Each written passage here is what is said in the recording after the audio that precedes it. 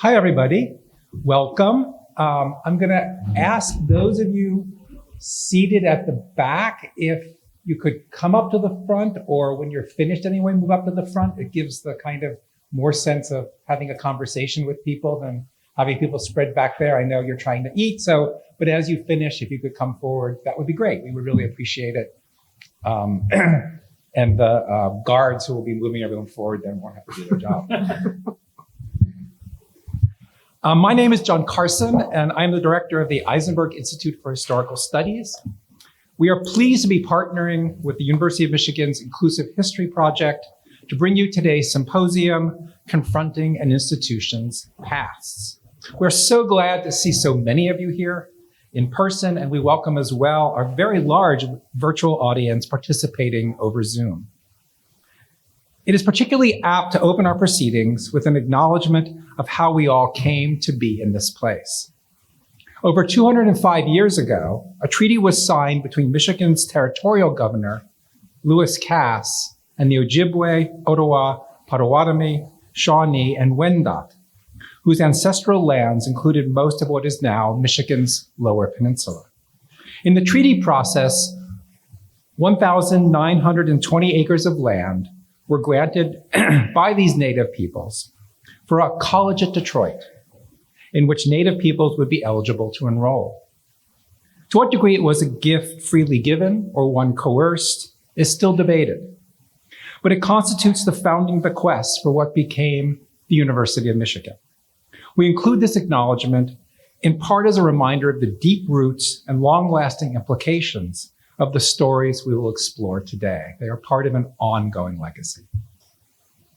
Before I turn to introducing our speakers, I have three quick logistical notes.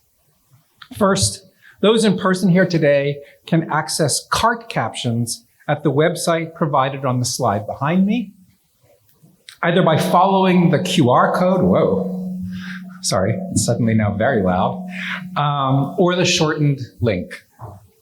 The link was also sent to you in your registration reminder email earlier this week. Second, we are recording the event, and the recording will be sent to all registrants and audience members in person and virtually. And third, we invite everyone present to get up and move around as needed during the next 2 hours. The food and drink will be in place until at least 1:30. Now for our speakers and moderators. Kacie Butcher is an award-winning public historian whose work is dedicated to building empathy and advancing social justice.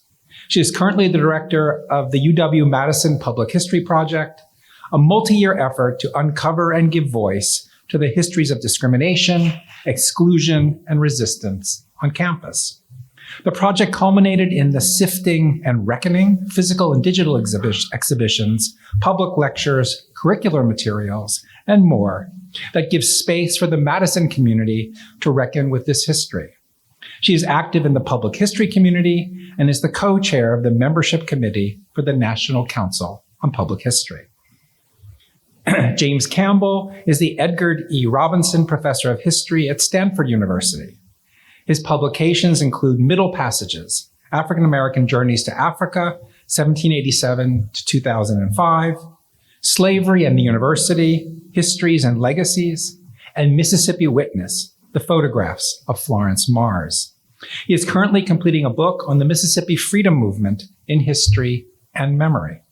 A committed public historian, Campbell has served as an historical consultant for numerous curricular projects, documentary films, and museum exhibitions, including the Power of Place exhibit at the Smithsonian Institution's National Museum of African American History and Culture. Formerly a professor of American Civilization, Africana Studies, and History at Brown, he chaired the Brown University Steering Committee on Slavery and Justice.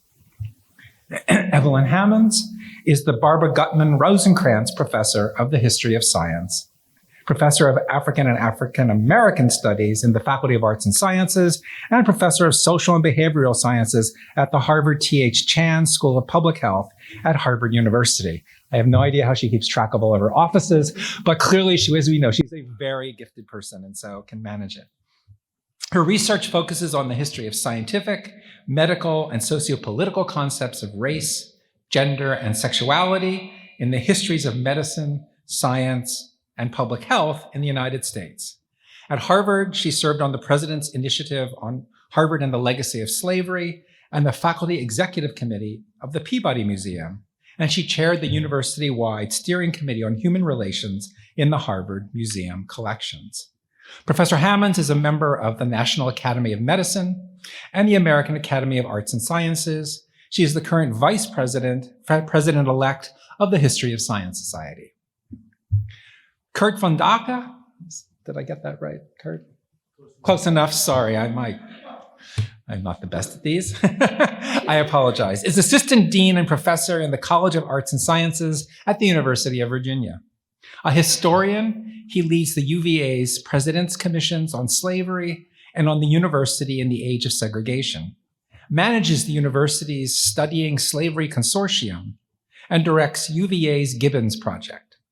His publications include Freedom Has a Face, Race, Identity, and Community in Jefferson's Virginia, the President's Commission on Slavery and the University 2018 report, Essays in Educated in Tyranny, Slavery at Thomas Jefferson's University, and the forthcoming After Emancipation, A History of Race, Community, and the University of Virginia.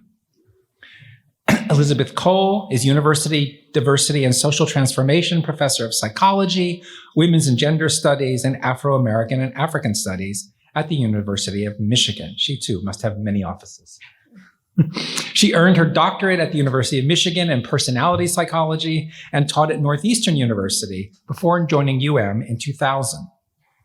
Her research has been published in journals in psychology and women's studies, including American Psychologist, Cultural Diversity and Ethnic Minority Psychology, and Psychology of Women Quarterly. She is past president and fellow of the Society for the Psychological Study of Social Issues and a consulting editor for American Psychologist. She has received the Committee on Women in Psychology Leadership Award from the American Psychological Association and both the Harold R. Johnson Diversity Service Award and the Sarah Goddard Power Award from the University of Michigan. Dr. Cole has served as the Associate Dean for Social Sciences and the Interim Dean of the College of Literature, Science and the Arts, and is currently the Director of the National Center for Institutional Diversity. She is also serving as co-chair of the Framing and Design Committee of the Inclusive History Project. Earl Lewis is the founding director of the University of Michigan Center for Social Solutions and the Thomas C. Holt Distinguished University Professor of History, Afro-American and African Studies, and Public Policy here at the University of Michigan. He is President Emeritus of the Andrew W. Mellon Foundation, a member of the Council on Foreign Relations, and a fellow of the American Academy of Arts and Sciences. He is also co-chair of the Framing and Design Committee of the Inclusive History Project. This is quite an illustrious panel. We are so lucky to have them here. The Eisenberg Institute is particularly happy to be one of the hosts for this event. The Eisenberg seeks to enhance conversations about and around history, both within the history department and throughout the university. Today's symposium fits well with our two-year theme, Against History, which aims to unpack the divergent meanings and practices of history, as well as the dangers of attempts to whitewash the complexities that the past has to offer. With that, I'll turn the proceedings over to Earl Lewis and Liz Cole, who will tell us a bit about the Inclusive History Project. Earl and Liz, it's yours.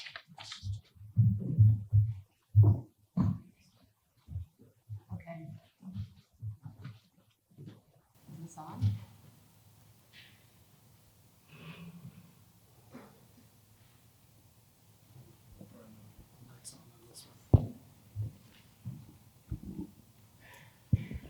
So good afternoon. Thank you for being with us here today. And I would like to start us off by telling you a little bit about the Inclusive History Project here at Michigan. The Inclusive History Project was announced as a presidential initiative in June 2022, and it's charged with studying, documenting, and telling a comprehensive history of the University of Michigan, one that is attentive to diversity, equity, and inclusion, and stretches across the university's 3 campuses. In leading our community to deeper knowledge of our shared past, the IHP aims to increase understanding of our present and to move us toward a more inclusive and equitable future. The IHP is in the middle year of a framing and design process in which a really fantastic committee of faculty, staff, and students drawn from all three of U of M's campuses are thoughtfully considering the work that lies ahead and making a plan for accomplishing it. And I'm really delighted to be co-chairing that committee with Earl. Among ourselves, we've been calling this planning year, Year Zero. And our goals for Year Zero include taking stock of where the university is in regards to what is broadly and less broadly known about its past, about the stories that are told about our institutional history on our campuses, in our classrooms and libraries, and through tours and building names. We're surveying archives and collections for future researchers, planning for curriculum and pedagogy, and considering memorialization practices. And we're working on articulating a vision and making a multi-year plan for the work that lies ahead. What we know already is that to tell a comprehensive history of this big, complex university, of its students and staff, faculty and patients, players and coaches, fans of Dearborn, Flint, and Ann Arbor, and of the state of Michigan, of this institution's national and global reach will take time. To tell an inclusive history of this university with consideration of race and racism, gender and sexuality, socioeconomic status, religious identification, international status, ability and disability and status, and more, that will take time, but we believe it's worth taking that time. At the same time, we plan to balance patience with urgency and process with product, and develop timetables and plans that maintain a sense of momentum, but also allow us to share our progress and engage our communities as we move through a multi-year project. We also believe that the process of this project will itself have an impact in how and where it focuses our attention and the way it supports and extends the continued emphasis on diversity, equity, and inclusion that's continuing to become a part of our institution. We also know that this project is entering a landscape where a lot of work has already been done on this university's history, and even more particularly on this university's inclusive history. And this work is taking place in so many places, in our campuses, in our libraries, in classes offered by our departments, through exhibits and lectures that attended the university's bicentennial, as well as other important anniversaries that are celebrated by departments, schools, and campuses, and in partnership with our local communities. I was going to name some of these efforts, but there are really just too many wonderful ones, and our committee's at work to still identify more. Our ambition is to find ways to stretch across these existing efforts, to collect and catalog them, and to partner with them when we can to bring them forward to new audiences. In true U of M fashion, and like this past work, we imagine that some elements of our future work over the next 5 years will be decentralized, so there will be room for individuals to pursue efforts under the Inclusive History Project's umbrella. And so all of this is to say that we're aiming to amplify the work that's ongoing and to support new work that's being dreamed up by members of our community. I hope you are getting just a little sense of the ambition of this project. We've been charged to tell a comprehensive and inclusive history, and we intend for that new history to be part and parcel of the stories we tell about this place. We aim for a university community that is instructed by a deep understanding of its past to produce material change on our campuses. In these efforts, it's essential that we hear from and learn from our communities. And so another essential part of our project is outreach.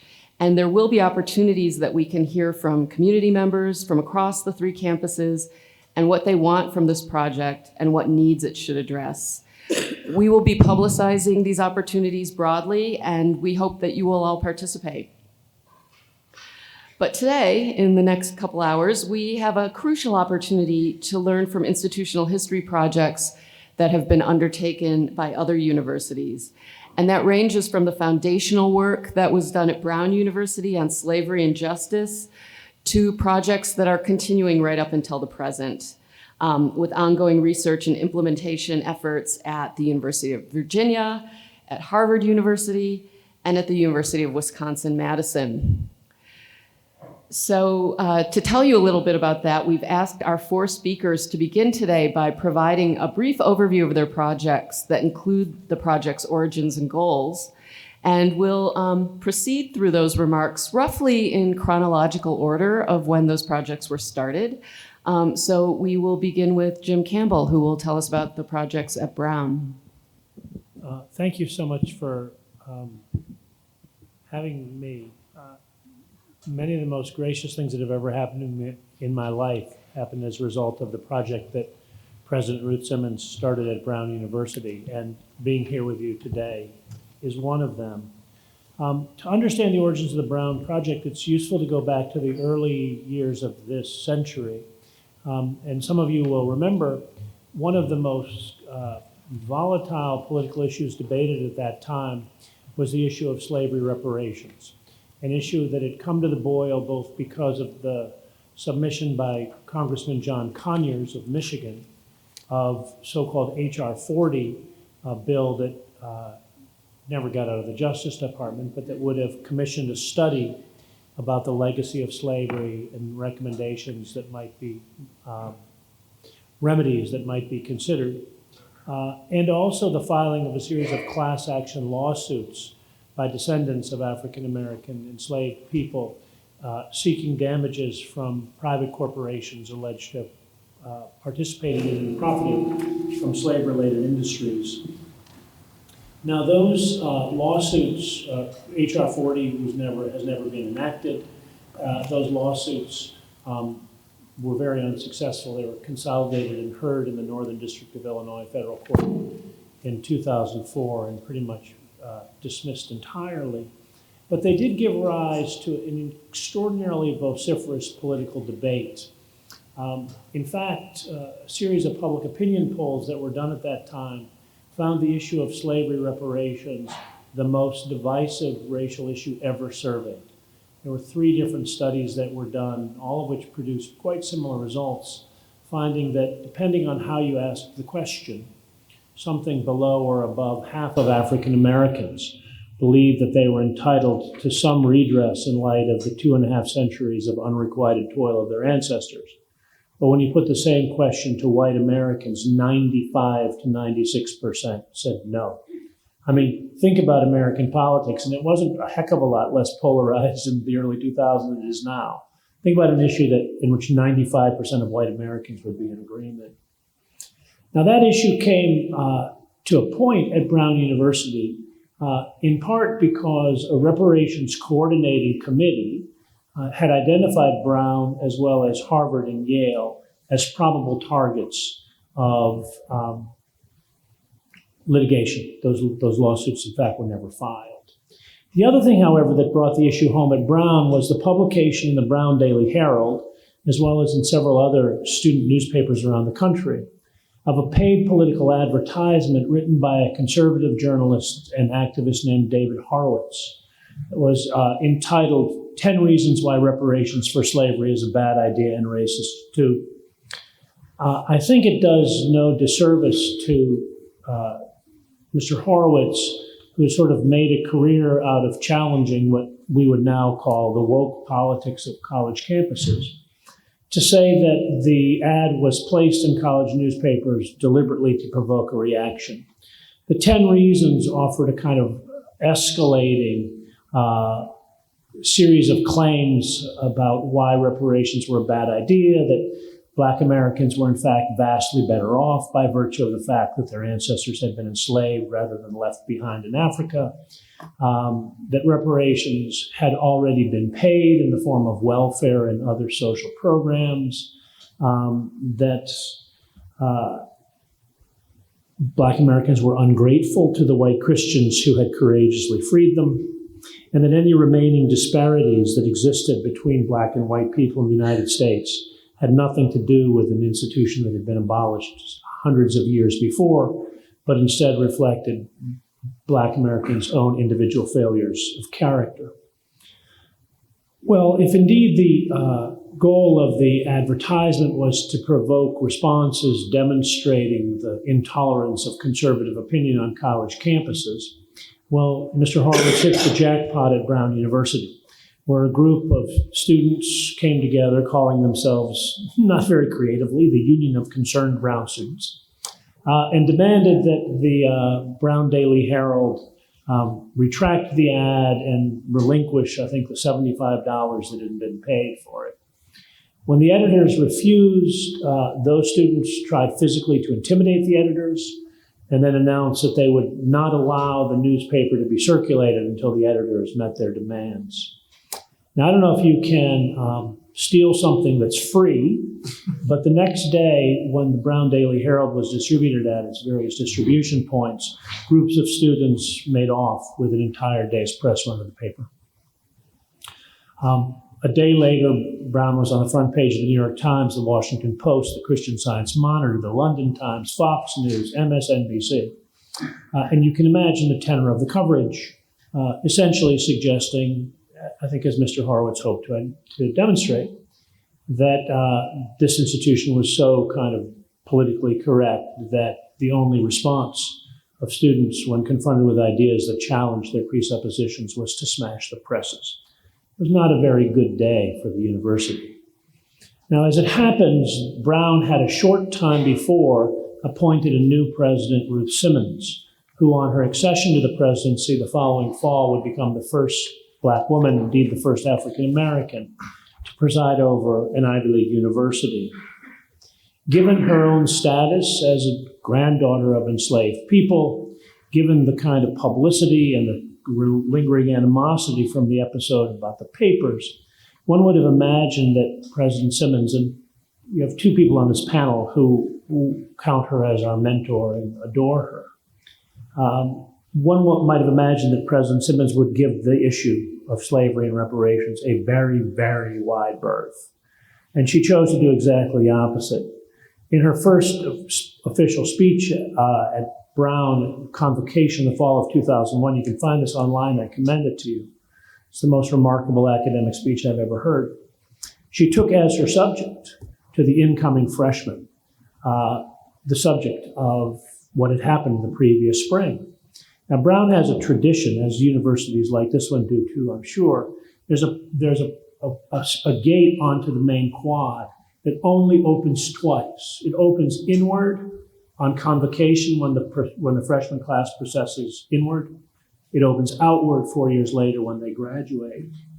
And she basically said to the students, she said, look, if you think you have come here to be shielded from ideas that make you uncomfortable, please get up and leave now. We haven't shut the gates yet. She said, but I hope you won't. I hope you will stay and join the community of loving combat that is a university. She then, a short time later, did something even more extraordinary. She appointed a committee of faculty, staff, and students and charged it to investigate Brown's and publicly disclose the facts of Brown University's historical relationships to slavery and the transatlantic slave trade. Moreover, asked us to organize public programs that would help our students and the nation think in reasoned, rigorous ways about the complex legal, ethical, political, and moral questions that were raised by the slavery reparations issue, suggesting that Brown, by virtue of its history, had a particular opportunity and obligation to provide leadership. That experience, and again, you can simply find online the Brown University Slavery and Justice Report. You'll find also a great deal of information about the Center for the Study of Slavery and Justice, which is one of the legacies of that work. I'll say no more about it except for one other thing that President Simmons said to me quite early in this process. We had a planning meeting, and she looked at me and she said, if I were you, I would start thinking right now about what you're going to say to other universities, because if you don't screw this up, they're going to call you. And 20 years later, I have had the opportunity to speak at literally dozens of other universities about that experience and have been enormously gratified by the fact that there are now today over 100 universities that are members of the Consortium of Universities Studying Slavery that is run out of Professor Vandaka's office. I think what Ruth Simmons taught me was that this is not an odd or anomalous thing for a university to do, that doing this kind of work is in the finest tradition of what a university is. And I commend you all at Michigan for embarking on a very similar journey. Thank you. I think the perfect handoff to me at the University of Virginia, because when we formed our working group to start this work in 2013, one of the first calls we placed was to Professor Campbell to learn about the work at Brown. Our project launched in 2013, but it was built on the shoulders of give or take a decade of on and off student research projects and actual student agitation around you need to tell a different story, right? If you've been to Charlottesville or to the University of Virginia, it's known as Mr. Jefferson's University, and we rather uncritically imagine Mr. Jefferson as only responsible for the Virginia Statute for Religious Freedom, the Declaration of Independence, and literally founding and building the University of Virginia. We even had a sign on a garden wall that claimed he built those brick walls that stood until 2021. So it was this really important student work and energy that got people to start paying attention. And the energy started in 2007. This was the 400-year anniversary of the founding of Virginia as a political entity. And in the first awkward moment of acknowledgement, our General Assembly had the wisdom to go, we have to at least mention slavery. And so they issued a statement of profound regret for human bondage in Virginia's history. Our Board of Visitors followed suit a couple weeks later. Great, this was a really good start. And then and I think this is very familiar to what old universities do, they patted themselves on the back and said, we need a plaque. And so they put a plaque in. This plaque is embedded in the ground. So, not the place you put a plaque you want people to see.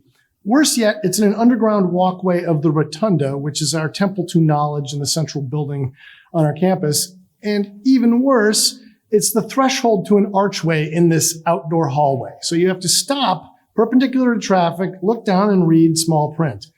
And I'm going to paraphrase here, but it acknowledged the several hundred free and enslaved laborers who helped build the university from 1817 to 1826. Thus realizing Mr. Jefferson's vision for the university.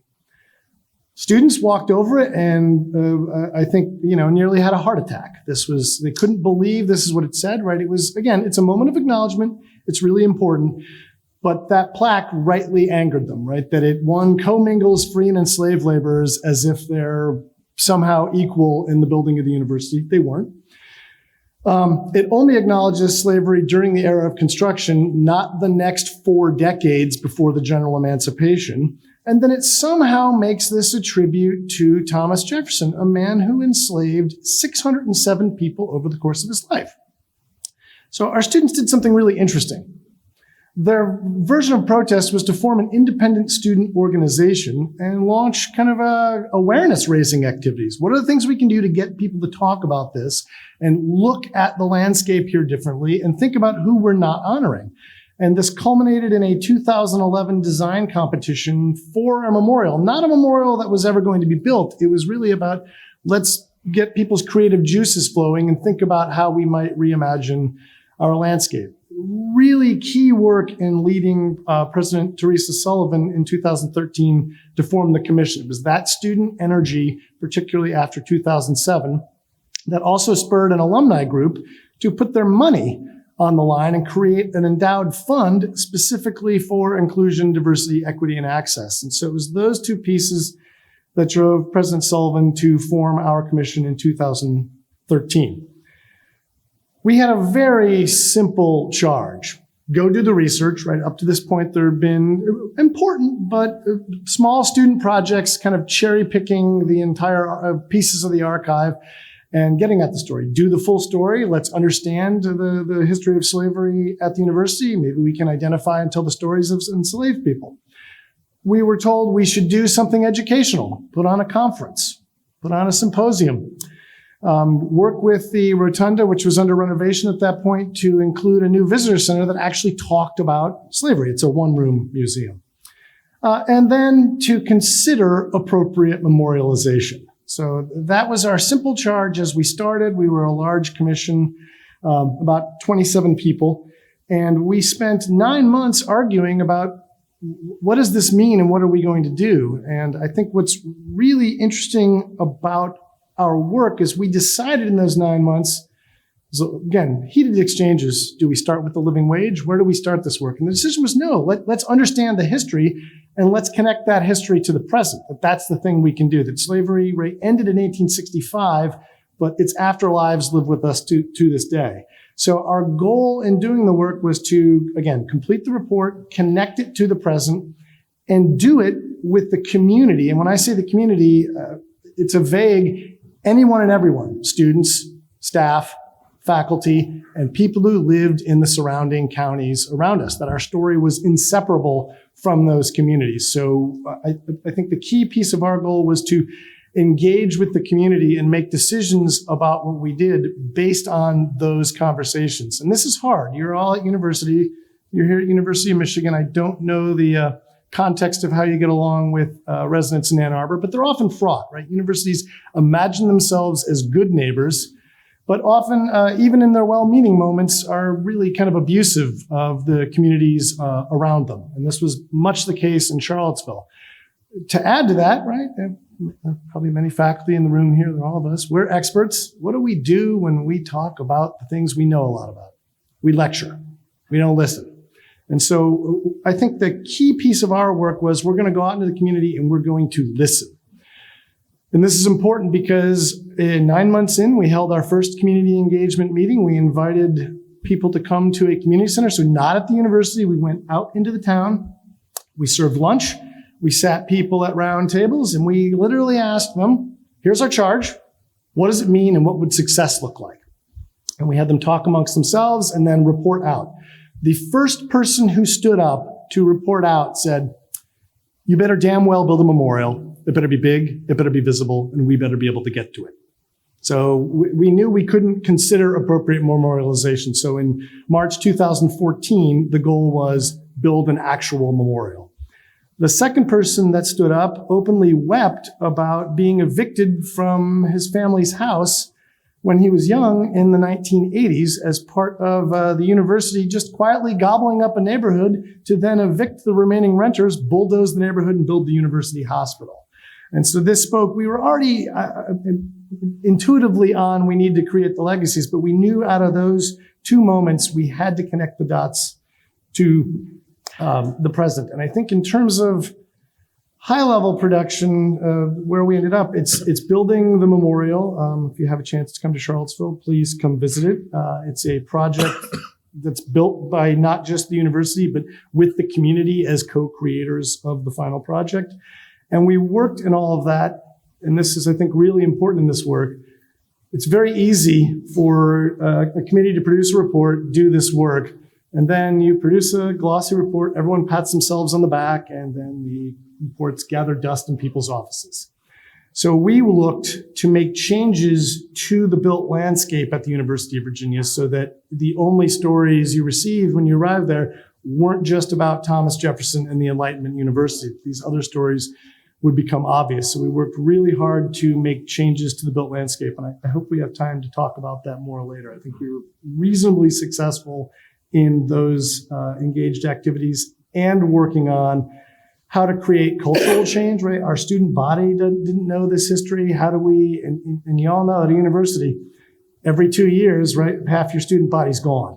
So you have to start the work all over again. So working on ways to make the education kind of continuous and make everyone look at the landscape differently and understand the story, not when they took a class in their third or fourth year, but sort of from the minute they walked on campus. So thank you. Are we going chronologically? Yeah. Yeah. So I'm next. Yeah. Okay. Yeah, I'm definitely Okay. Thank you very much. I'm really happy to be here this afternoon to share some of what we've learned in our project at Harvard. And just to give you an overview of the timeline, as Jim said, first and foremost, we were completely inspired by the work of Ruth Simmons and Jim at Brown. Ruth is very close to Harvard. Her PhD is from Harvard. She's very committed to the university and had a major impact on why we began to consider this project. So in 2016, then President Drew Faust, who, as many of you know, is an eminent Civil War historian, was interested in one of our classes, which was taught also by eminent historian Sven Beckert, on Harvard and slavery. And the undergraduates who took that class had done a number of projects and began to uncover some history that had seemingly been lost or under analyzed. And Sven went to her and asked for support for the projects that his students were working on. As a result of that work, the first thing that came to visibility was the fact that there have been 4 enslaved peoples who had served early Harvard presidents and lived in Wadsworth House on campus. And that was a big surprise to many people, because most people, including the ones in Massachusetts, think, why would we be interested in this issue about, the impact of slavery? We are in Massachusetts, hotbed of abolitionism in the North. There's no problem here, or very little, that we need to be concerned about. And of course, those kind of general stereotypes about Massachusetts history were not true. And so for President Faust, it was really important to begin to focus on what actually we knew about the history of Harvard and its impact with relationship to slavery. Following the identification of the 4 enslaved peoples who had worked on campus, President Faust ordered the production of a very nice plaque that's on Wadsworth House, and opened it with the ceremony of which former Congressman John Lewis attended to place the plaque on the building. Following that, Elizabeth Cohen, who's also an American historian, held a conference at Radcliffe, which bring together many other universities who had started working on these projects. And Jim was one of the people who spoke at that meeting, and also Ruth Simmons was present. And so for a couple of years, we were interested in just sort of supporting existing efforts by undergraduate students, some graduate students, to look at that history, but not in really putting a lot of emphasis on it. Then one thing I think sort of changed that post the conference that was held in 2017 under the auspices of Radcliffe was that there was also research being done at Harvard Law School. So Harvard Law School's dean was always known up until that time as the royal family dean of Harvard Law School.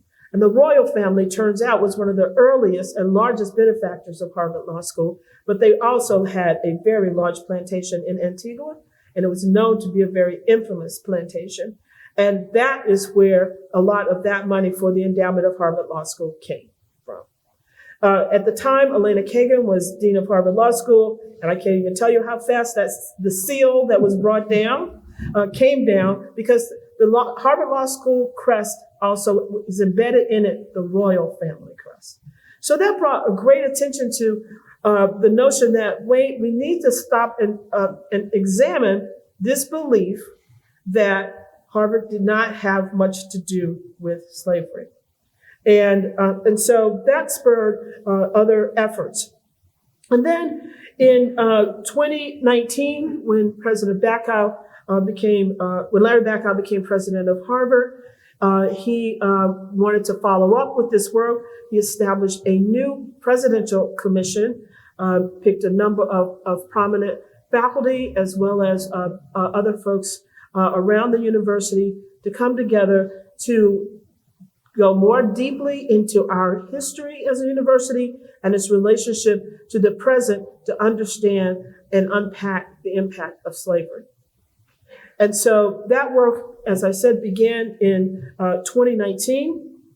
And one of the first things that we discovered as that committee was put together was also to do a survey of our museum collections, particularly the Peabody Museum of Ethnology and Anthropology, and also the Warren Anatomical Museums over at Harvard Medical School. Upon doing that survey, what was found is that we had at least 19 human remains of individuals who were enslaved at the time they came into our collections. And we also had to acknowledge we had almost at that point 7,000 remains of indigenous peoples from around the world. So putting together the survey from our museums, not all of our museums, but some specific museums on campus, was also a part and parcel. That was one of the impetus for bringing together this presidential committee to look at the history of Harvard and its relationship to slavery. So in 2022, the final report came out, and we held a conference. The report is now a book that you can buy from Harvard University Press. And we have an implementation plan of the recommendations of the committee. And I think one of the more important issues that we were aware of and focused on as we did our work as a committee is that we knew that it was going to take time to really delve deeply into this history. Secondly, that it was not only going to take time, it was going to need resources. And so upon the announcement of the report, the Harvard Corporation and President Bacow committed $100 million to an endowment that will support the efforts and the recommendations and the implementation of the recommendations of this committee going forward. Much of those recommendations are still being worked on, and we're working out the details. We do have an implementation committee and an office that's been staffed. We are also now busy doing some of the work that President Bacow was very, very deeply committed to. That first, our own community had to come to terms and understand this history. So what we've been doing over the since 2021 through 2022 is spending a lot of times having convenings with our own faculty. So, and especially this month, we have a number of convenings because of Black History Month. We also have the first group of senior faculty who are working with graduate students in our Teaching and Learning Center to develop new curricula that would include a lot of the historical work that has been done, but really lay out the plans for what needs to be done in terms of that work. And we are meeting with many members of our community to actually make sure that the community is informed about what is actually in the report, what the recommendations are, and what our plans are for moving forward. One of the things that I think will take more time, but is really how we engage more of the local communities in the Boston area in understanding this work and figuring out exactly what kinds of work we will continue to do, with those communities. Another important recommendation was that Harvard engage in some serious, robust collaborations with HBCUs. We're beginning that work as well. And we are really focused on, cultural and institutional change. And then I think one last piece is that we recognize that there needs to be some kind of appropriate memorialization. And we are working on that as well in terms of identifying space or spaces that we can use to allow the communities, internal community to the university and external communities to be apprised of that history. And then I think one of the other things that is very important to us with respect to the memorialization, that it will also include in some way, soon to be determined, recognition of the human remains that we have in our care. So we will be working on those very steadily right now. And I think that it has been one of the most significant university-wide efforts at Harvard in a very, very long time. It's very important to President Bacow and to members of the committee that this be buy-in from the entire community. from every single dean was asked to review the draft of the report and provide their own commentary. And it was not going to go forward until that was addressed, their issues were addressed. And now we're spending time in various schools, having convenings much like this, going through those recommendations and making sure people in our community understand what we intend to do moving forward. And we will certainly be involving students, staff, faculty, everybody involved in our community. And I hope also robust consultation with communities outside of Harvard as well. So I think I will stop there. It has been a tremendous effort on the part of members of the community. Dean Tomiko Brown-Nagan has done a magnificent job in pulling this all together. Our website, I think, has gotten much more robust. There's a small film on it. There are other documentations of the projects that are ongoing and that began as a result of this effort. So we've not been at this as long as Jim has or as Kurt has, but we feel that we are at the end of the beginning and that we are moving forward in ways that will make the institution better, and that we will be much more aware and I would say committed to understanding our past and how it shapes the future. And we would be then the newest kids on the block. So UW-Madison's Public History Project came out really of the violence in Charlottesville in 2017. So following that violence in Charlottesville, Chancellor Rebecca Blank commissioned a committee of historians and community members to study two student groups on UW-Madison's campus from the 1920s that bore the name of the Ku Klux Klan. This was a well-known secret for over 50 years, and it had already been published on, but the Chancellor commissioned this committee to kind of give an official report to the university. In that report, the group really sidestepped the naming question, which was one of the kind of main questions of the research, and instead said, by focusing so closely on these two student organizations from the 1920s, what are all of the other histories of discrimination that we're missing on campus, but also what are the histories of resistance that we're missing on campus? And so we started in 2019. We were given $1 million for 3 years. We had to expand the project to 4 years because of the pandemic. We couldn't access the archives for 6 months, and so that posed quite a research challenge for us.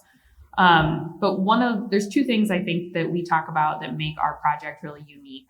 The first is the scale and the scope of our research question. So unlike the other panelists, UW-Madison does not have a direct connection to slavery in the same way.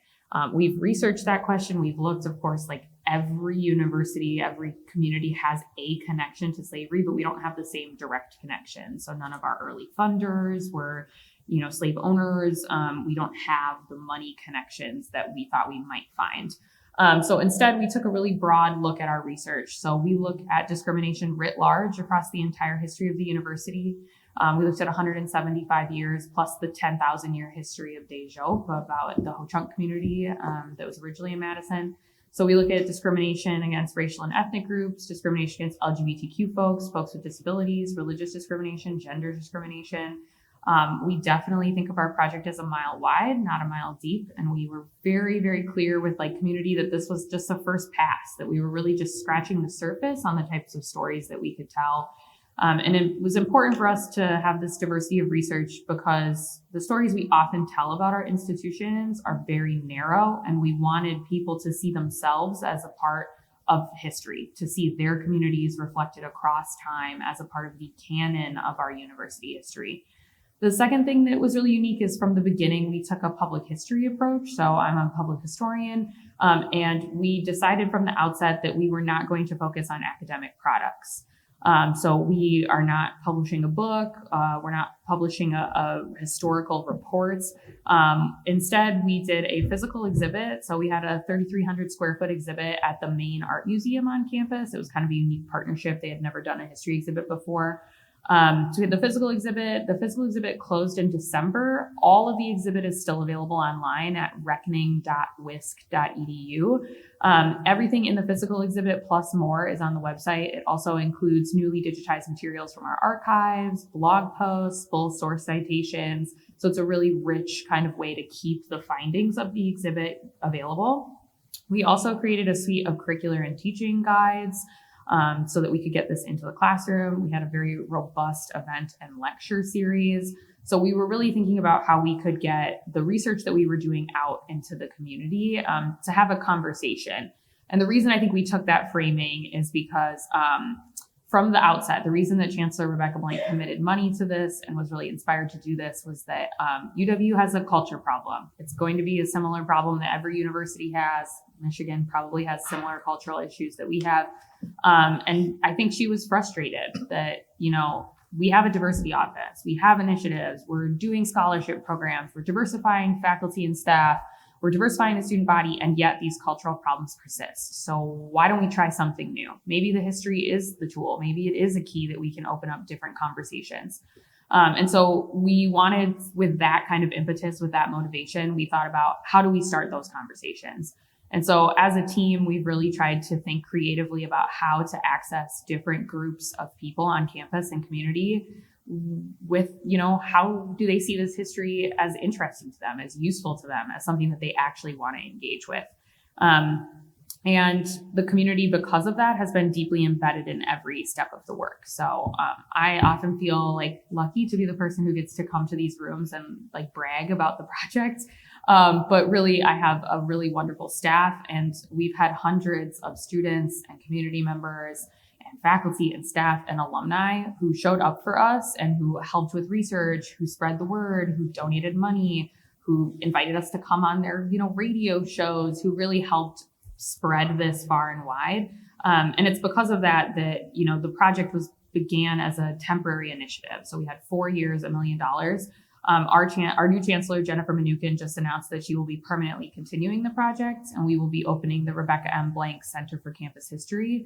So we will get to continue to do this work for generations to come. And we're really excited about the types of cultural change that might be able to affect on campus, because we will still be here to do research, to be in classrooms, to have these difficult conversations. Thank you all. That was great and a nice introduction to the topic before us. I should say two things. One, we're going to have a conversation in two parts. We'll start the conversation here, and Liz and I will ask a handful of questions, and then we will open it up to you here in the audience, in person, as well as online. And so at some point, we will flag and invite you to come to the standing mics to ask any question.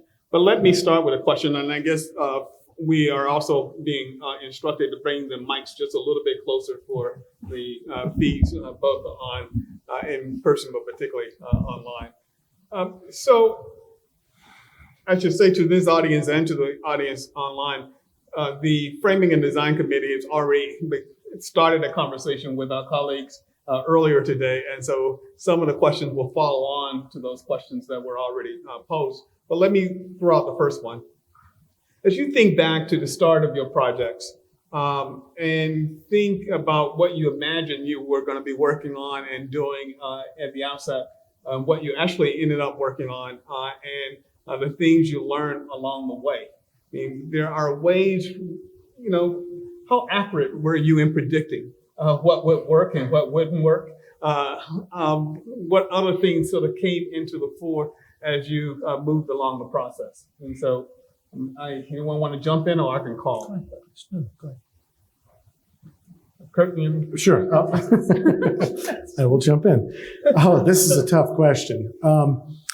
I think we rightly anticipated that the story couldn't end with slavery. And I didn't mention this in my initial comments. Because of the work about talking about it as slavery and its legacies for 3 years, we were already in 2017 in conversations with both then President Teresa Sullivan and incoming President Jim Campbell I just made you president of the University of Virginia. Congratulations. Congratulations. Sorry, Jim Ryan, excuse me. about we need to continue this. So there needs to be a successor commission. This was a decision beyond my full control, but we were going to look at the next 100 years, and we framed that as the age of segregation. So we were already looking at the next 100 years, and you all know, Kacie, you mentioned this in your opening comments, August 11th and 12th happened in Charlottesville. So I think the thing I didn't anticipate was that Charlottesville was going to become the site, it really started in 2016, of not only white supremacist demonstrations, but white supremacist violence that overtook the city and the university for 2 days. I think that dramatically changed what we were going to do. We had anticipated going in, and rightly, as a historian, you kind of know the only story in here isn't one about slavery or about, racism and Reconstruction in the age of segregation. There are going to be a whole lot of other stories. We knew that there was a running story about patriarchy and misogyny that's interrelated with these racist questions about racism. We knew there was anti-Asian and Asian American discrimination at the university. We knew about anti-Semitic discrimination. So we were anticipating we were going to have to go in all those directions as we went on. And what we, again, couldn't anticipate is August 11th and 12th, which I think just rocked the boat. And when that commission was impaneled, the decision was very clearly, no, the thing we have to fully unpack first is the university's and the community's long history of anti-Black racism. We were actually asked at the first meeting, would you consider telling other stories? And 35 people looked very angry and said no. So I couldn't have anticipated that any of that would have happened. And I think this is a good reminder, and everyone here will share stories about this. These projects tend to balloon and go in directions you can't fully anticipate, and also tend to take on a little bit of a life of their own.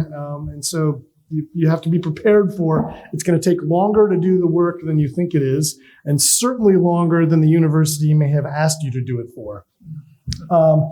I think as well, we in those first several months, and I said this earlier, right, wanted to make this a shared community project. The second commission that's looking at the next 100 years, I co-chair it with the person who directs a community organization. So it's literally with a foot planted in the community. It's not just our story to tell. So we were right about that. We prepared for it. And it was a good decision. The connecting to the past to the present, again, we were right about that in 2013. We wouldn't realize that we were going to become a hashtag in 2017 when the present happened in the way it did in Charlottesville. And I think we were also right about the importance of making permanent changes to the built landscape so that when you're done, it's just not a report collecting dust. And then the last two things, everybody here will talk about educating students, right? We built a curriculum.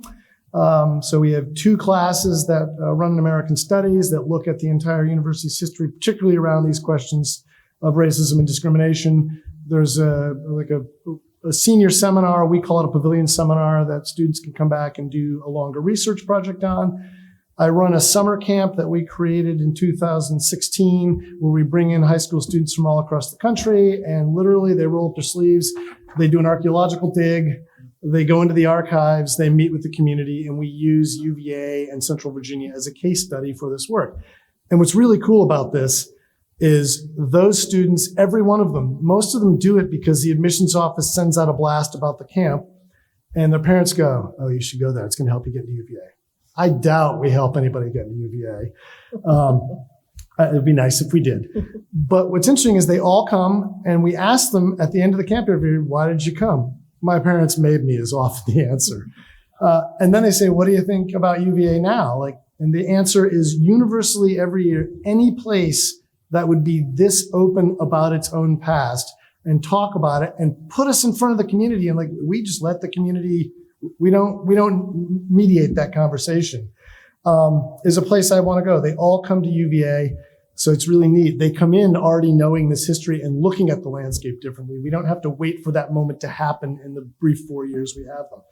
And finally, the last thing, I don't know that we knew how good this was going to be, but we knew from those first several months when we created an advisory board Again, for people from Brown, Emory, William and Mary had a project going as well. And then there were a board of attempts at a project at the University of Alabama. And we brought the folks in who had attempted to get a project launched there to get advice from them. And in those conversations, we realized, oh, the problem up to 2013 was everybody was doing this in a silo.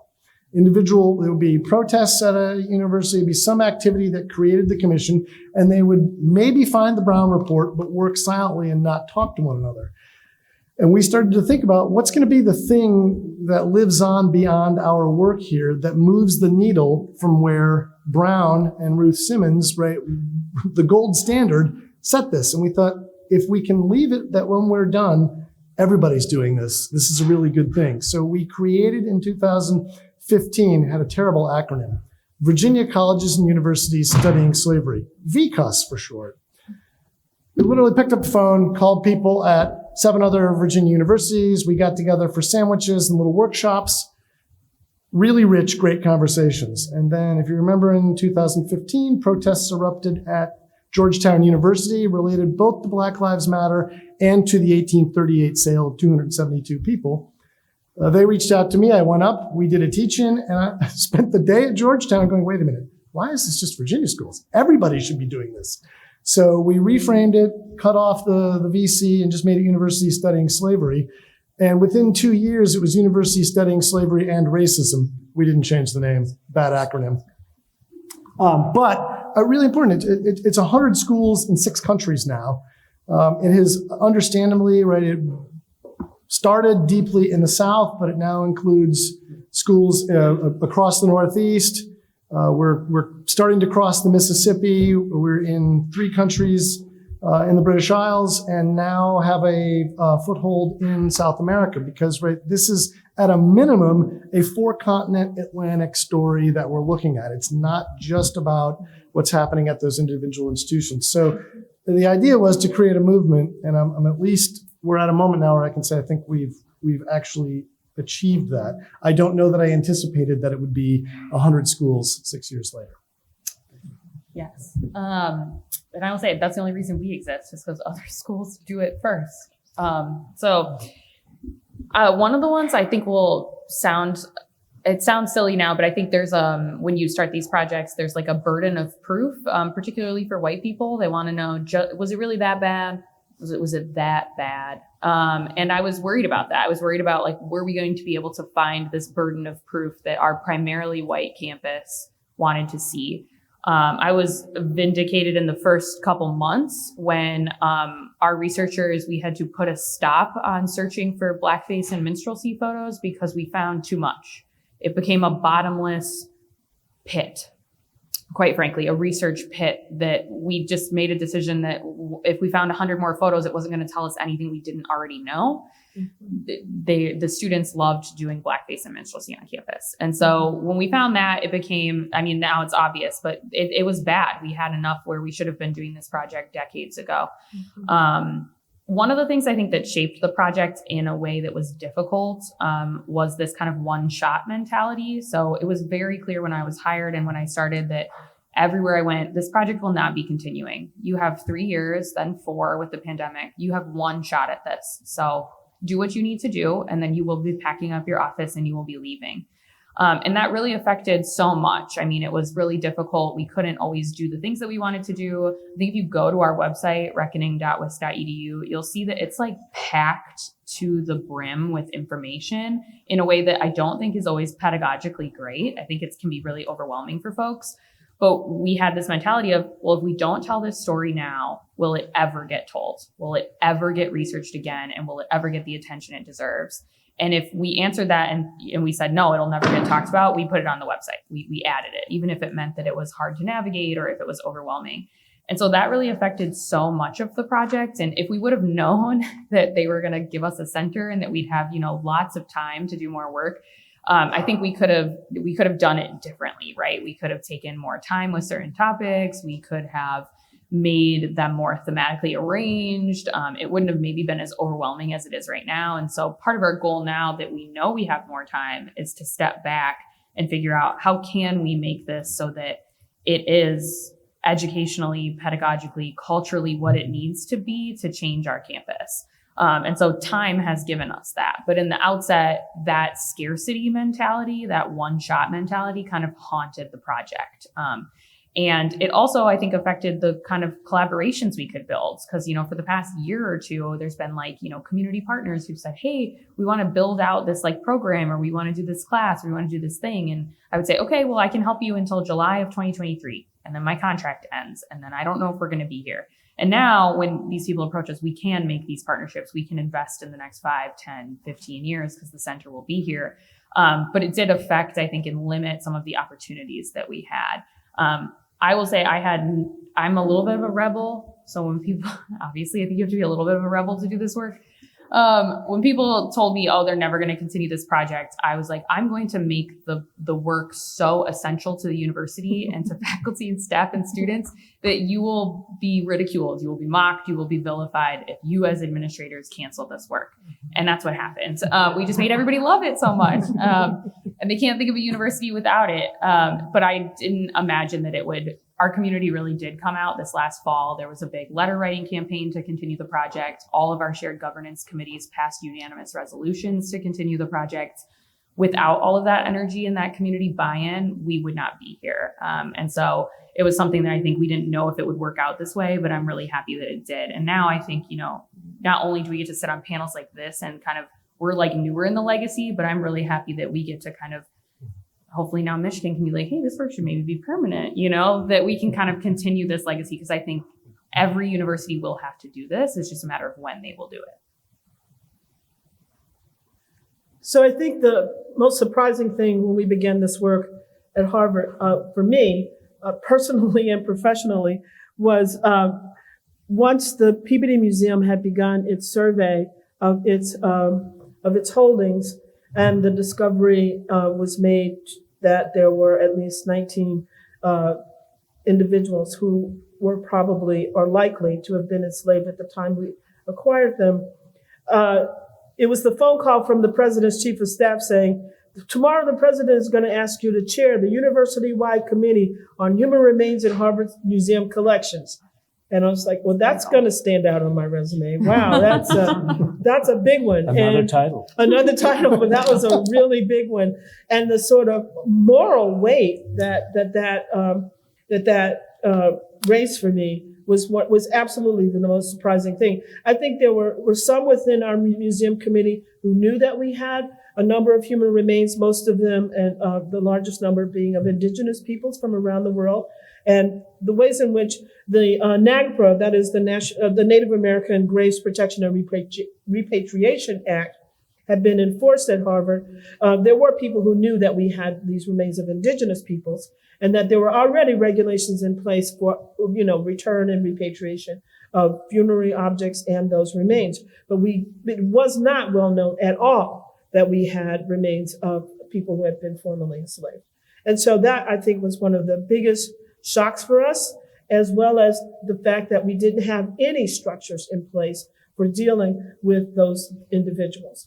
No accountability, no reporting relationships, no committees to evaluate how we might repatriate them or rebury them or reach out to descendant communities. We had none of that in place. And so I think that was one of the most remarkable and intense things that nobody had been expecting. I certainly had not. And again, it reified and brought to the fore that piece that many people in the Harvard community believe, that Harvard just didn't have that big of an impact on any of these things. And so here we are uncovering layer after layer after layer of other connections. And I think that has been significantly important that we start that process. And I really emphasize we're just at the beginning of it, but also the commitment to doing it, and then the commitment to repair. That is, if it involves human remains and repatriation, if it involves establishing relationships with institutions and in other places, say, for example, in the Caribbean, where we know some profits were involved in supporting Harvard. Does that mean we have to establish relationships with those communities and think about offering educational advantages to students and people in those communities? What are we going to do? How do we repair? So I think those were some of the things that were really striking and unexpected. I'll just say one thing. I didn't actually anticipate how cool what we would find in the archives would be. I think part of what was edifying to me about the Brown story was not simply that we were doing it in the present, but was discovering that we were not, as some alleged, projecting our modern values on some past. That we were simply entering a conversation that had been going on our campus for a very long time. So, among the documentary collections that we found in the Brown archives were over 300 manuscript pages from a singularly murderous slaving voyage, the Sally, which the Brown brothers sent to West Africa the year of the university's founding. So we digitized those. You can see them online, told that story. But we also then had the brothers split over this issue. One of the brothers continued to participate in transatlantic slave trade. 3 of the brothers did not.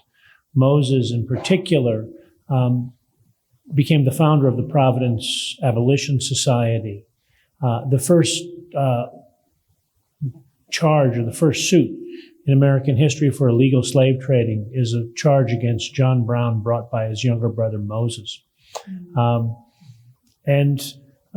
That sense that what we were doing was, again, consonant with what a university was. So one other document that had that same effect for me, and this one I'll never forget, it was like late at night. It was like 2 a.m. when I opened it.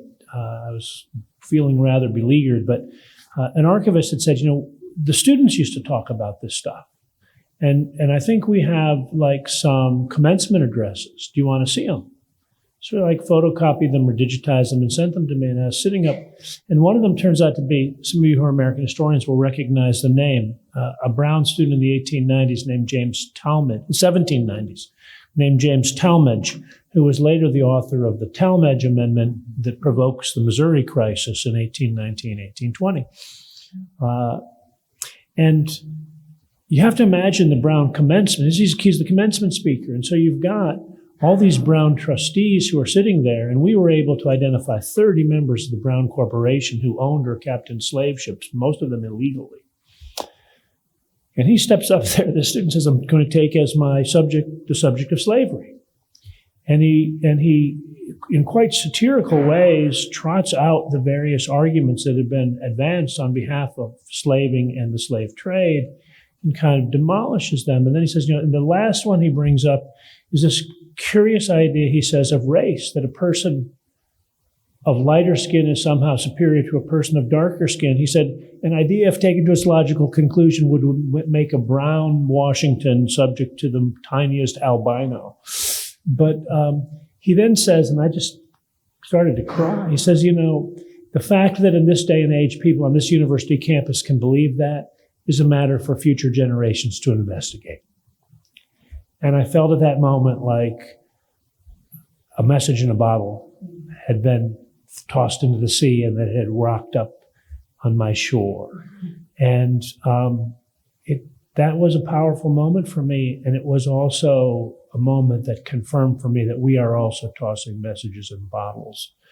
And we ought to be mindful of that. We ought to be mindful of the fact that people 200 years from now are going to be talking about us.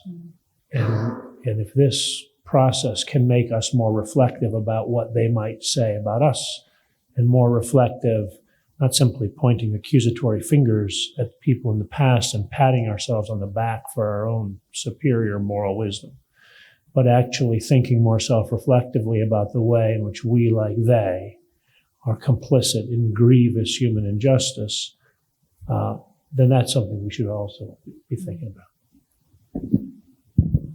Thanks. I wanted to ask you about one of the challenges of the scope of our project is how to make good on this project, on this promise of it being a truly inclusive history. And so I wondered if you could speak a little to how you address the needs and concerns and desires of the many and diverse communities that make up your university.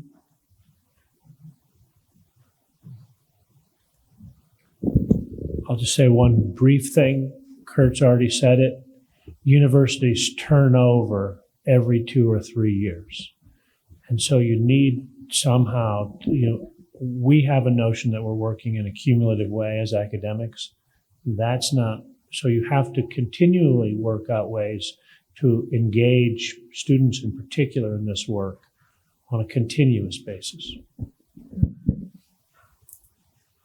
I think that's part of it, but given that you guys are in the framing phase here, I think really building in an intentional way, a series of, not just yearly activities, but also maybe 5 years, maybe 10 years, thinking really hard about what you need to have to sustain community engagement, not repeating the same things over and over about the project, but make the project a kind of living thing. And I think that's one of the struggles or I should say challenges that we've been trying to think about as we go forward with implementation of the recommendations of our report, how to continue to have a robust and real community engagement and projects that will be meaningful to people of Boston and the area, but also how to continuously re-engage our own communities. So we have new curricular projects. I want to make sure that we see that those projects need to be staffed regularly, taught all the time, invigorated by introduction of new ways of presenting the material. Presented to, we want this project to be engaged, the staff to be engaged in these projects, and many other people in the community need to understand that if you are in Harvard, this is part of what you have to understand about what Harvard is and was and is trying to be now. And that to me is a practice that if we do, as Jim suggested, a kind of typical way is to kind of, if you just teach the course over and over, that'll be fine. But it's not just that. And we won't get the true cultural change if we only do that. So I think it is figuring out what is the sustainable engagement plan that you want to have to go forward. Since ours was really broad, from a practical perspective, we tried to figure out which communities we wanted to make sure were documented or which communities were underdocumented. And then I think this is where the public history approach did help, is there was a lot of research that was already done. So there's like a 2-book series written by this incredible local historian named Rich Wagner. And I went to him and said, we're doing this exhibit. We would love to use parts of your book. What stories from your book are most important about the LGBTQ community? Will you help me curate them into this exhibit, right? So then we didn't have to repeat that research. We didn't have to go back into the archive and re-research the gay purges on campus because we had that research. Like, I trust that Dick Wagner is a published historian. I trust that his research is good. And yeah, we could have sent a student in there to redo it. And for what, right? Like, what would we have really gleaned newly that we didn't already know, which is that the university was purging gay men. And so that helped us a lot because then we could swing our focus. So one of the topics that came to us is that we knew that nobody had really researched the history of Japanese students who came to UW after being incarcerated. And so that was wholly new research that we got to invest in because we were happy to use previously published research and, work with those authors to figure out how to put that into an exhibit, how to put that into a website. So that freed us up in that way. I will say the one critique that we get everywhere I go is there's not enough of X. And every time I'm like, you are 100% right. Absolutely. I wish we could tell 100 more stories. And often, we'll kind of talk to people about why that is. So we have a bunch of sub oral history projects within our project. And like one of them is for Black Greek letter organizations. The Black Greek letter organizations on our campus are really poorly documented in the archive, really poorly documented. And so we started an oral history project and, every year we go to multicultural homecoming and we meet 5 to 10 new people and they introduce us to 5 to 10 more people. And we have this kind of robust project going on.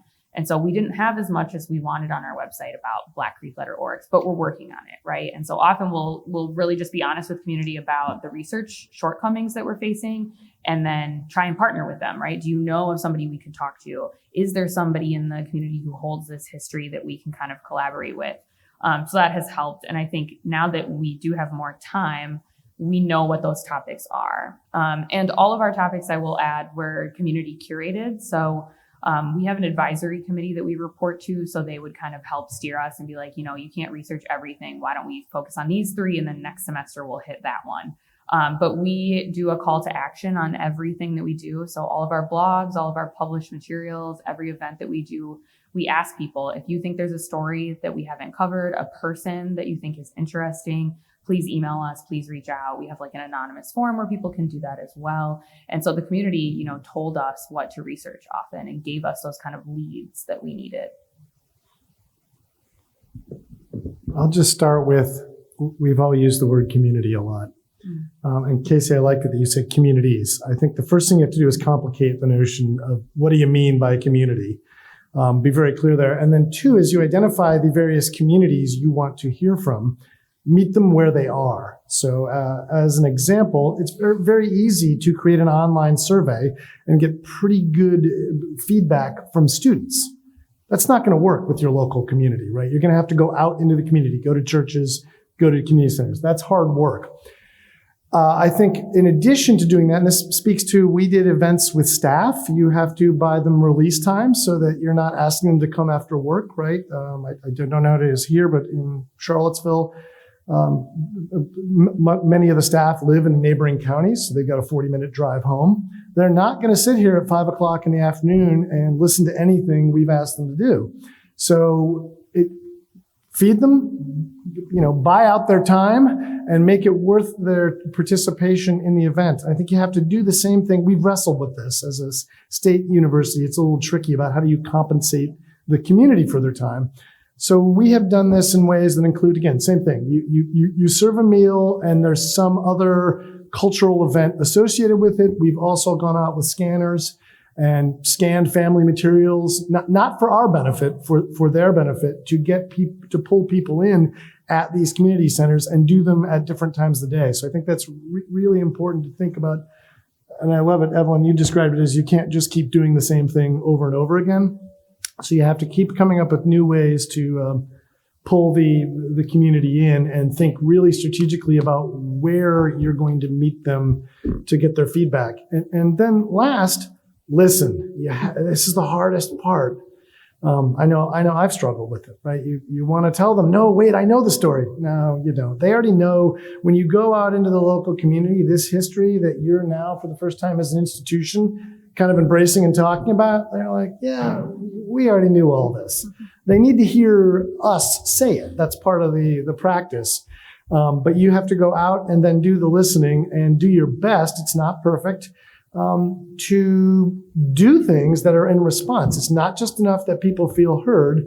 They have to feel like they were heard and you're actually responding to what they've wanted. And know that that is really fragile. We struggled, the pandemic hit. We were 5 years into a project and then we had 2 years. You can't do a Zoom community engagement project. They just don't work. And so we lost some momentum because we lost those 2 years. And that, again, nothing we could do there, but you want to think really strategically years out. How are we doing it? Where are we doing it? What are the kinds of things we're going to do? And what are the low-hanging fruit commitment of university resources we can use to provide some basic level of compensation for their time and their input? We're now at that point. Thank you. We're now at that point where I invite anyone who has a question to come to. I can see the mic on my left. I can't tell from the podium if there's a mic on the right hand side. If not, there's the one over here to our left to come forward. We do have a few questions that have come via email or electronically, and they cluster around the question of the seeming invisibility so far in our conversations of Indigenous people. And the ways in which campuses that particularly started with a conversation about slavery did not include Indigenous folks in the story of slavery. And I don't know how you thought about that as you were doing your work. Yeah, it did come up at Brown. The particular kind of entry point for us was the participation of the robust and indeed dominant participation of Rhode Islanders in the including many benefactors in the transatlantic slave trade. But we also did a series of programs about indigenous slavery.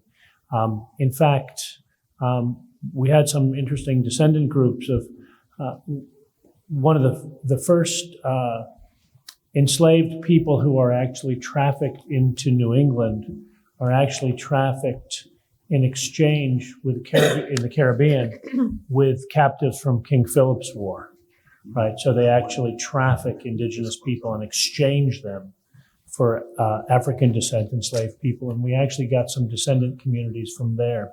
I think the interesting one for this is going to be Stanford University, which where I teach now, which sits on the old Stanford Farm, which before it was a Stanford Farm was a Muwekma Ohlone village on land that is still never, unlike the University of Michigan land, been formally ceded. So there are a number of universities that are beginning to turn to this work. Oddly enough, Northwestern University did a very interesting project related to this. You can see their report. But I think that the point's absolutely correct. If we're going to start talking about grievous historical injustice and what responsibilities befall us in the present in light of those, I couldn't agree more. We haven't talked enough about it today. No, we're very aware that the connections between what happened with indigenous people in the state of Massachusetts from its very founding to many, many decades later. It's a really important part of the story. We had a particular charge, but we were always mindful that there was going to have to be more work done with respect to the history of indigenous folks in the state of Massachusetts and the surrounding areas.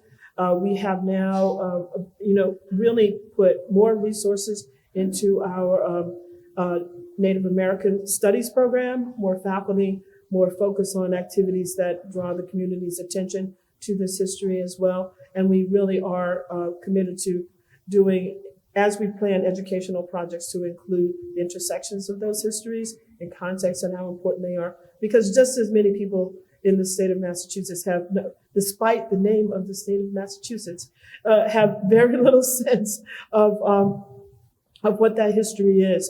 And as historians know, there are many connections and there are many differences. And it's important to have a certain kind of specificity. We have an active program as a result of our compliance with NACRA of repatriating remains as well as other objects that we have in our extensive collections in the Peabody Museum back to Native tribes who have requested those objects and individuals.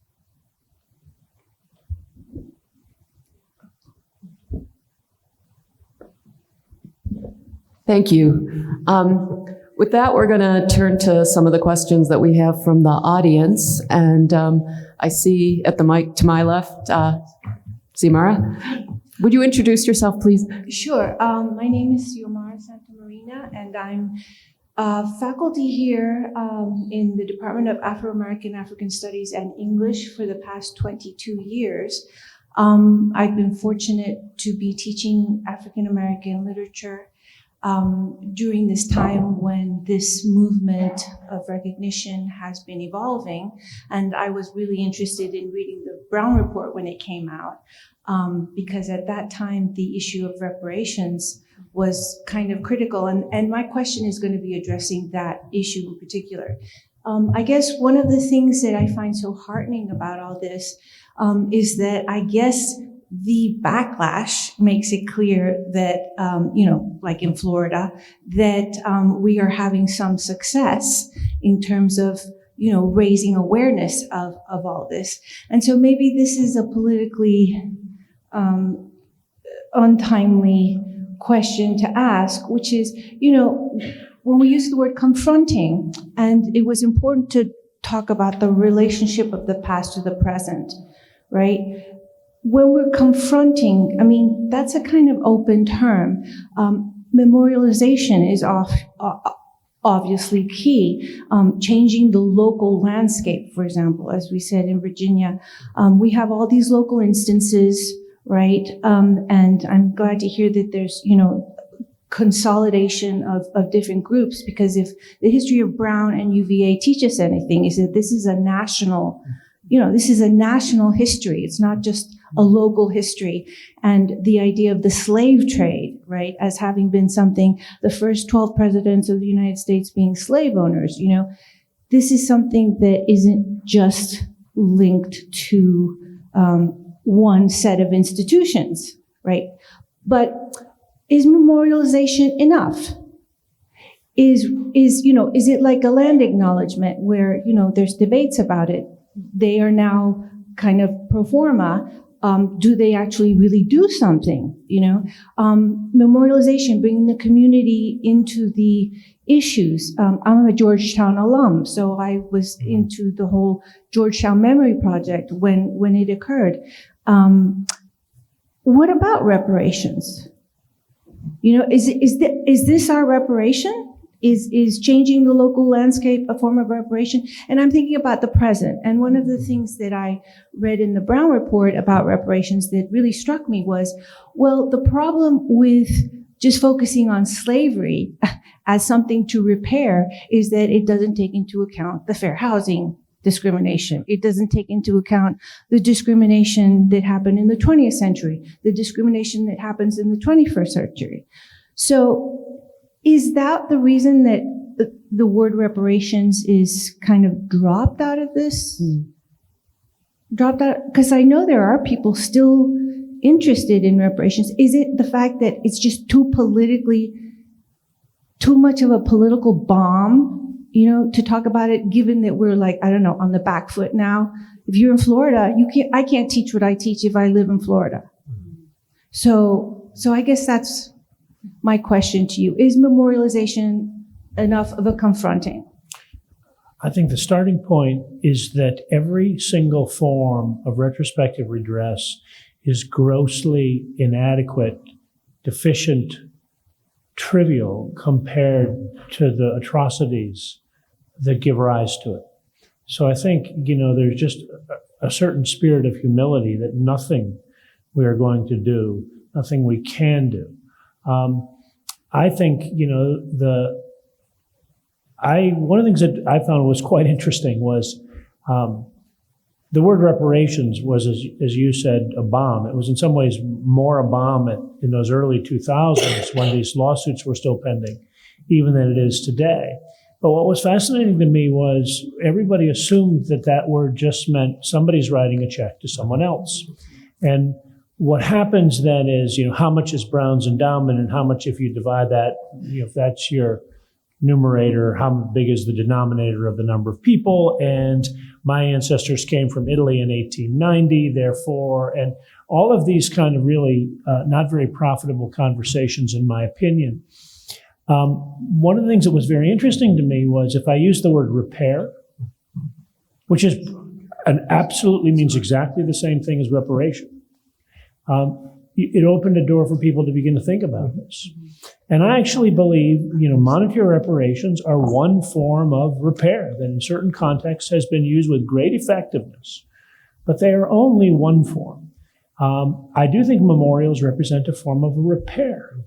I think integrating into truth-telling is a form of repair, integrating previously neglected histories into our curriculum.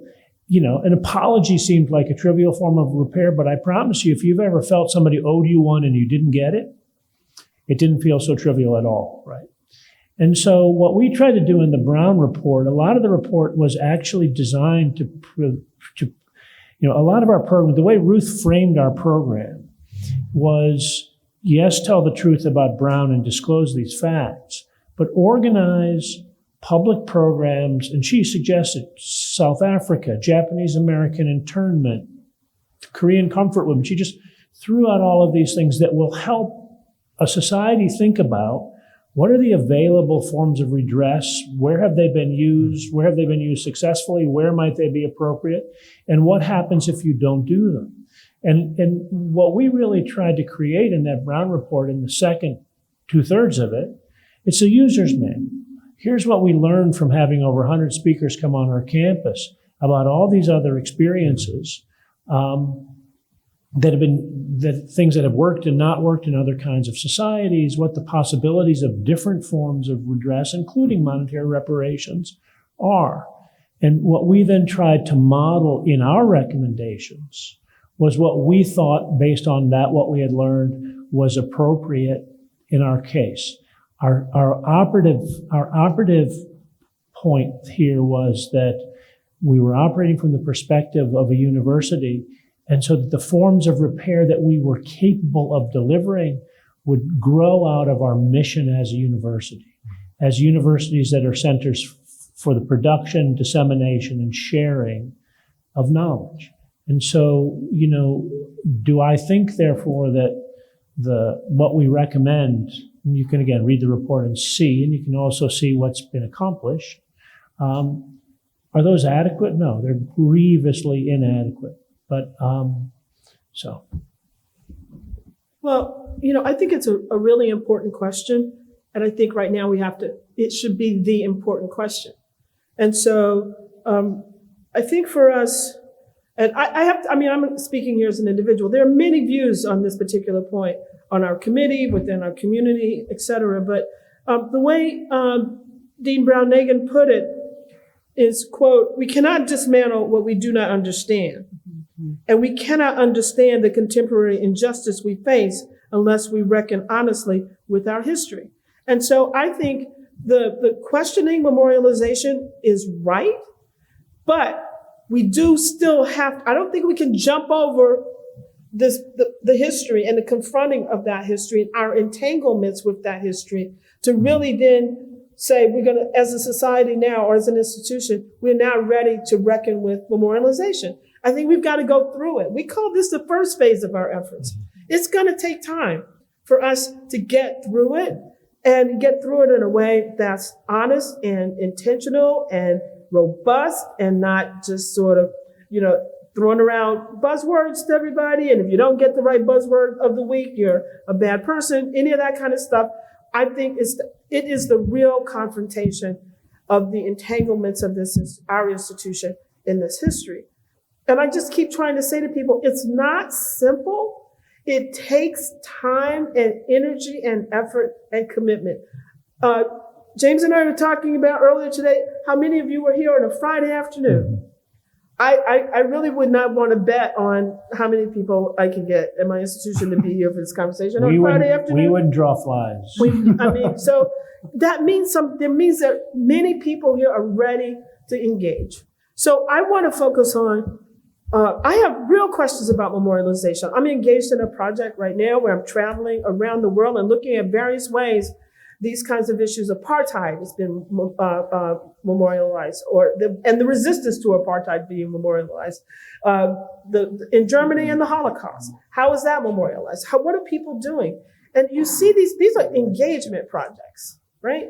And so I don't think we are necessarily there yet, because we're still wrestling with the fact that, gee, really, there were slaves in Massachusetts, Rhode Island, too. in Rhode Island, and Pennsylvania, and everywhere around us. There really were there. We haven't even gotten deep into that question. Much less are we ready to then think about the deepest aspect of repair and memory that we will have to do if we want. There's one approach anybody can take, and I think many of us will reject it. There's a top-down view. Okay. President Babcock could have said, "Go build a memorial to this. You guys know enough. Go fix it." That we might have made something meaningful in some ways, and we probably would not. Right? It should be the community having the conversation, enough information out there. I don't mean information. I mean an understanding of history, which is not simply information being dispensed, that would allow people from a really meaningful place to say, what is this institution? What has it been? And as Dean Nagin said, if you don't understand it, you cannot dismantle the things that brought us to the fact that we have in our care remains of individuals without their consent, or that we have individuals in this university who were proponents of scientific racism. We have, so how do we get there? How do we untangle these things, understand them, and understand the ways in which they trip us up now? so that our children will be looking back at us and going, oh yeah, so how come you guys let that happen? And where was the responsibility? And whose job was it? And as my son is wont to say, oh yeah, Mom, did you say anything about that? And I want to be able to say, yes, I did. Yes, I did. So I think it's absolutely a central question. How do we get through it to have a complex and answer that is meaningful for our entire communities is not a simple story. I'm just going to quickly add, you have to think about, right, the research and acknowledgement piece, the truth-telling, as the beginning. Memorialization's also the beginning, right? It's easy at institutions for when you do the memorial, you pat yourself on the back and you go home.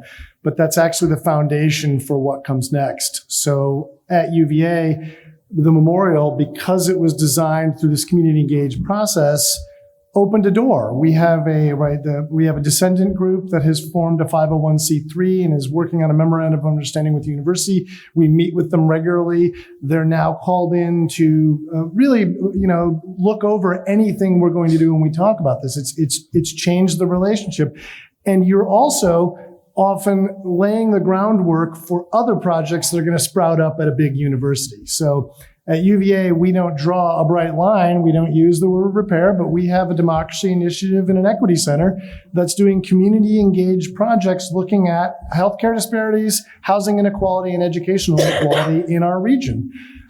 That it's not that there's a direct line between my work on the commission and that, but they're not unrelated. That right, when doing the initial hard work of talking about it gets people to the point where you can find the space for those other projects to launch. So I look back, we did a film in 2014 and we end with it just going, this is just the beginning, watch us. And here I am in 2023. Wow. It's still just the beginning. I think your question is the important one though, which is that we get stuck, especially because it's a higher education institution. We get stuck in the well, we're just listening and learning right now. We're just learning. This is education. We're just in this educational step. And then it's really easy that you're just in the educational step for decades because we're all just learning still. And so I think that this question, is this reparations? Is this repair? Is the question you almost have to ask yourself all the time so that you're always pushing it past the educational part. We have not used the word reparation a lot or repair a lot because we have there's a lot of panic at our institution about that word. But we use the word reckoning a lot. Reckoning's become kind of the core of our project. And it's a word that I think a lot about. But I think that you the quotes that you can't get to repair without that reckoning moment.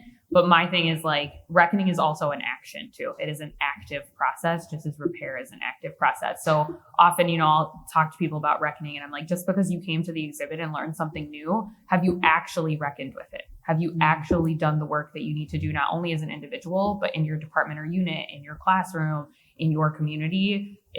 Reckoning is also not just learning, right? And so I think that question is actually really important as a kind of reminder that the work is almost not ever done. I think we have time for one more question from the audience. And would you please introduce yourself? Yeah, sure. Thank you. Thank you all. This has been a great discussion. I'm Gary Krenz. I direct the University's Historic Detroit Observatory, which, despite the name, is actually here in Ann Arbor. We do programming around university history and the tensions in that history. So I have a couple of practical questions, I guess. I wondered if you could speak to engagement with alumni, which can be a group that is kind of distributed, difficult to reach, except for a certain maybe self-selective cohort. And also specifically maybe for Professor Von Becke, but others, a little bit more about using the built environment and engaging the built environment in the work that you're doing. Thank you. I'll just say quickly on alumni, we were told that alumni would hate this project, that the Alumni Association would hate this project. And so I made a real effort to work with the Alumni Association to figure out how this could benefit them. Because I do think everybody can benefit from these types of projects. And what we found is that alumni, including alumni you wouldn't expect, were actually really open to this project. Even alumni who were very you rah rah, we love Wisconsin. they said to us, we liked learning new things about UW. It was interesting to hear new stories. We hear the same stories all the time. Oh, we invented vitamin D. That's great. But that, what next, right? And so I think it was actually surprising how much alumni were really invested. I will say, to reach alumni, we not only used the alumni magazine quite a bit, and we usually got tons of emails from that, but we were also in their newsletter. We would go to every alumni event that we could go to. Homecoming week is crazy for us. We block our calendars because we're at every alumni event. And just showing up to show alumni that we're there helped a lot. And then asking alumni to do the work too, right? If you like this project, if you like this work, please tell your other alumni about it. Please spread the word for us. And we do have specifically focused groups for African American alumni, APITA alumni. And those ended up being some of our strongest partners. Oh boy. I'd give the same response to engagement with alumni. I've been doing it for a decade, and you're right, there's some self-selection, right? If we're going to talk about Thomas Jefferson's views on race, some people might decide not to show up, but overwhelmingly positive response from most alumni. Most of the negative stories we got were back in the first couple of years when it was usually on social media, and you could tell by the Twitter handle that you were talking to someone who graduated in the early 1960s when it was nearly an all-white male institution. But really less of that, more of the, oh, this is interesting. Yeah. I didn't know this. I hadn't thought about it this way. So our university worried about it, right? What are alumni going to think? But I think if you're going out and you're laying out the facts and explaining it, it's not a Jeremiah against the institution. This is history. History is complicated. History is messy. They're often more receptive to it than you initially realize. And then I think your second question was about again, this is imperfect. We've tried, if you come to UVA, right, it's literally like an architectural museum to things Jeffersonian. We were even told at one point by someone that the memorial should have been brick with white trim, which was okay. So what we tried to do, and this is the same thing, it's complicated, right? We looked at whenever there was a new building coming online, if it didn't have a name, we ran straight to them and said, here's an opportunity, and tried to do in building naming a little bit more than what you usually do. I'm sure here, if you ask students, if you have a dorm and it's named after a former president, and you ask them, who is so-and-so, they'll go, I don't know. Did you see the 8x10 glossy over there with the 3 sentences? So we've named one dorm after an enslaved couple. There's a large lobby installation that tells their story within the story of slavery at the university. There's external panels that do the same. So we've done that. We've worked on been involved in some of the decisions about some of the renaming of buildings, and then looked wherever possible.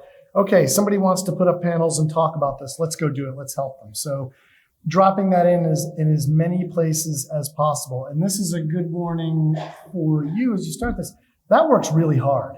Right, you immediately, your field of vision narrows every day as you run into all just the realities of who's responsible for this space. How do students get access to it? How does the community get access to it? But the goal has been, and we are a long way from it. I wanted it to be impossible for a casual visitor to the university to stroll through the old university and not encounter something that talks about this. So that work is ongoing now, usually kind of quasi-separate. And I think a piece of this is you can't just put up a sign. People stop reading those. They become part of the background. You have to incorporate meaningful rituals every year that bring people to that space. And I struggle with this. My students now always they're like, everything needs to be mandatory and we will indoctrinate everyone and they'll know this history. And I go, sometimes that's not the way. The head is not the only way to reach people. You need to do some work on the heart. And sometimes the way to do that is not through a mandatory class or a module. It's through these other things. So we've worked on, with Charlottesville, we have a thing called, it's now become a week-long Freedom and Liberation Days that usually involves an event that starts at the university and works its way downtown. There are art exhibits and performances. We have an enslaved cemetery that we interpreted, and this has not, I haven't figured out how to make that be an annual event, but we've twice done these really powerful kind of memorial programs there. Those work. Like students would come out of the adjacent dorm going, what's going on? Why are there 400 people with the candle in the woods, right? And you connect, and as soon as they get that, they learn a piece of the history. So, but the larger goal has been to do as much of that as possible. Just one quick thought, and it connects with the previous question about reparations and what the questioner referred to as the kind of climate of backlash that we're living in. And we talked a little bit about this in our remarks with the committee.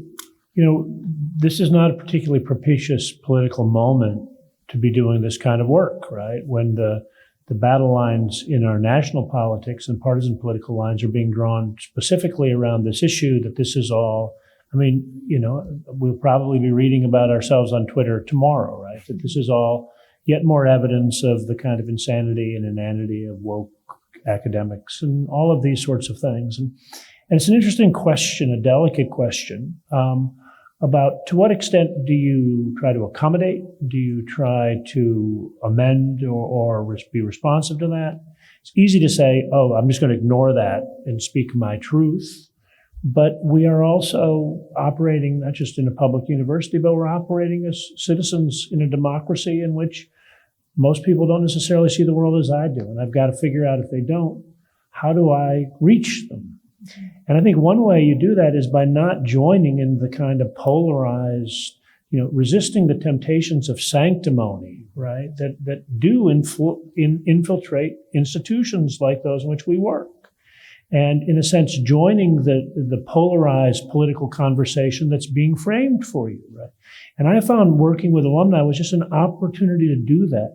You know, they're interested. They care about this institution that I also care about. And so speak softly, listen, nobody, I mean, what I think most people want more than anything else is just that somebody heard them, right? And, so be inclusive, go to these events, invite them, explain what you're doing. If they have concerns, answer them.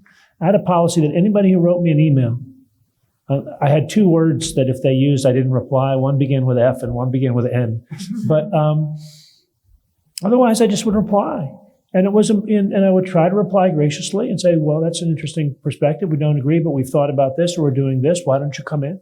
And it was kind of amazing to me how that itself could be really disarming. And it was probably a reminder of what should be best practice for academics in general, right? All the stuff that we're talking about it's just, start from the perspective that what might be obvious to us by virtue of our social position or the fact that we've just spent the last year researching this particular aspect of our institution's history is at first glance not intuitive and perhaps threatening to a lot of other people. And some of those people are deliberately producing a kind of polarizing politics, and they're never going to hear you. But I actually think there's a lot of people out there who will. So I would encourage you to just try to reach out and talk with rather than at your alumni body, and I bet they'll surprise you. Our time is, thank you all. Our time, unfortunately, is about over. And so look at the clock, and I realize we could go for at least another half an hour, not another half a day, talking about this. But please join me in thanking our colleagues who...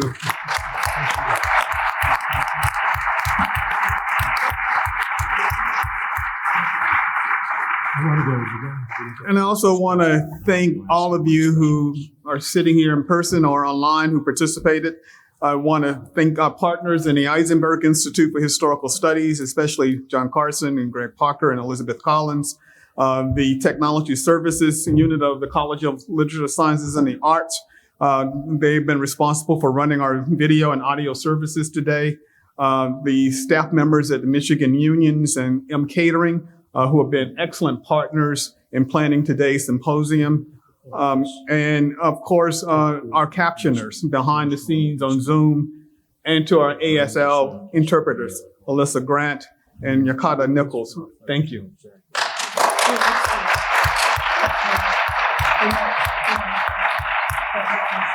We also want to acknowledge the financial support from the university, both for the Inclusive History Project and this event. and to say indeed that this is the beginning. And when we think of this, we imagine a multi-year endeavor. In a minimum 5 years, could be 10, and meaning that others will be sitting in these chairs working on it, because this will be our collective effort. And the question about reparations, and as some in this room know, I've spent the last 5 years teaching courses on reparations and history and policy in the United States, and doing so at the moment. But it reminds me, when we think of reparations, it's really, one part of that is acknowledgement. Another part of that is both redress, which can be restitution, but also apology. And another part of that is reckoning. And so there are these different concepts and models out there, but how we begin to think about what inclusive history means here at the University of Michigan means that we won't be able to sidestep the question of repair and reparations. And in fact, it would be at the heart of what we will be doing. And I'll say this just as an aside, not connected to inclusive history, but it will have the University of Michigan's name on it. We're actually producing a PBS documentary on race and history and reparations that will air this coming fall as part of a project I'm overseeing elsewhere at the university. And so all of this gets linked. And so in today's world of politics, you remind yourself every morning when you get up, this is all worth doing. And so thank you for including us in the work that is worth doing.